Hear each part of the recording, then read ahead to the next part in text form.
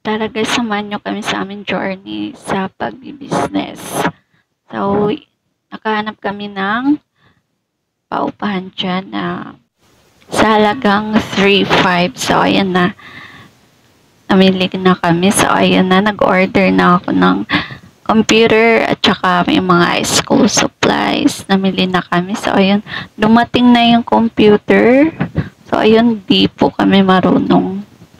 Sobrang hassle, di ba? Nag-business, tas di marunong. Pero at least, nakaya. So, ayan. Ayan, na-set up ko na siya.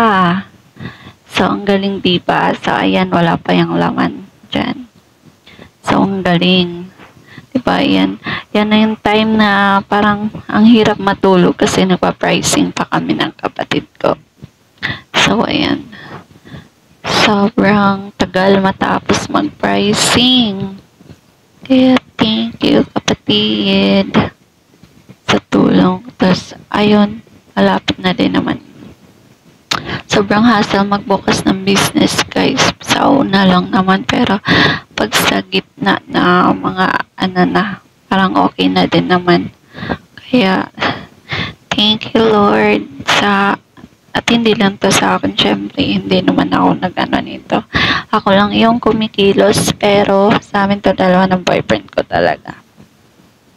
Ako nag-suggest din kasi maalam din naman konti sa computer. So, ayun. Yan yung pinili namin business. Yan yung pinili kong business kasi na para magamit yung computer literacy na pinag-aralan ko sa TESDA. So, ayan na. Tapos na dyan. Ayan yung boyfriend ko nung time na bumili ako ng printer sa may bandang North.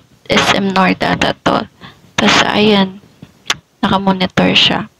Ka-video call yan. Tsaka kasama ko yung father ko para siya yung taga-bitbit. Thank you. Tapos, share mo na. Siya muna. Tapos, ayan na. Yan pa. Yan yung time na kakasimula pa lang ng business namin. Kunti pa lang yan. Pero dadami pa yan.